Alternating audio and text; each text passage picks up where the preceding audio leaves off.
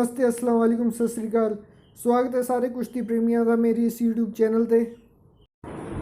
ते अज आपां जी शानदार माली की कुश्ती की गल करन जा रहे हैं। यह माली की कुश्ती महाराष्ट्र विच होई है ते यह कुश्ती जस्सा पट्टी पहलवान ते सिकंदर शेख महाराष्ट्र पहलवान दे विच होई है।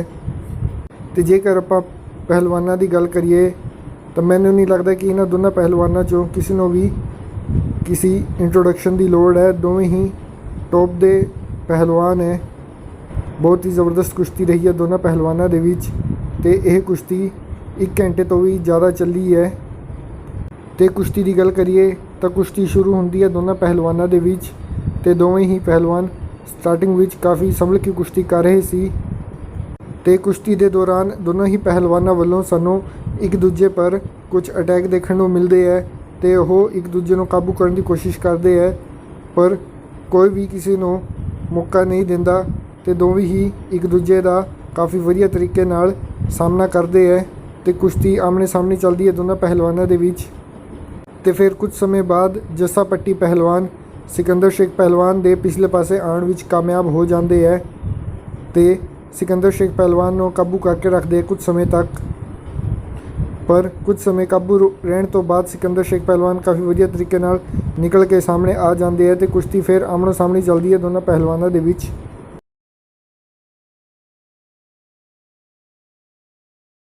फिर कुछ समय बाद सानू इस बार सिकंदर शेख पहलवान वालों अटैक देखने को मिलता है।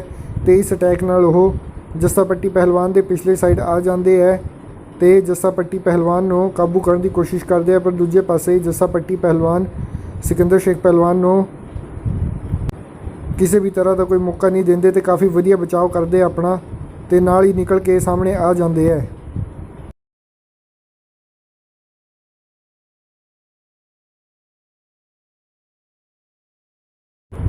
दोनों ही पहलवानों का पूरा जोड़ लग रहा सी। तो कोई भी एक दूजे पहलवान को किसी भी तरह का मौका नहीं दे रहा सी। दोवें ही पहलवान एक दूजे पर कई अटैक कर रहे सी ते कई कोशिशें कर रहे सी एक दूजे को काबू करने की। पर दोनों ही पहलवान चोटी के पहलवान है तो काफ़ी संभल के कुश्ती कर रहे सी दोनों पहलवान। तो किसी भी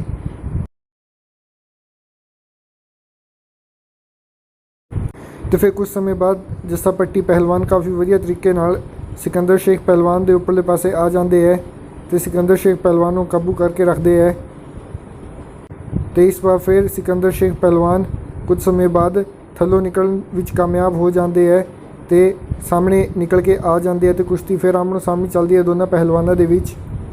तो कुछ समय आमनो सामने कुश्ती चलने तो बाद सानू फिर सिकंदर शेख पहलवान वालों अटैक देखने को मिलता है जिस विच वो खुंज पट्टन की कोशिश करते हैं पर जस्सा पट्टी पहलवान दूजे पासे काफ़ी वधिया बचाव करते अपना। तो सिकंदर शेख पहलवान को कामयाब होने नहीं देंगे। जस्सा पट्टी पहलवान सिकंदर शेख पहलवान के अटैक को ब्लॉक करके रखते हैं।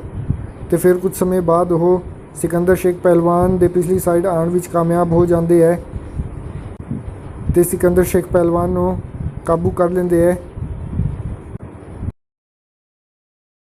तो तीजी बार फिर सिकंदर शेख पहलवान जस्सा पट्टी पहलवान के दांत तो निकल के सामने आ जाते हैं। तो कुश्ती फिर आमनो सामने चलती है दोनों पहलवानों के बीच।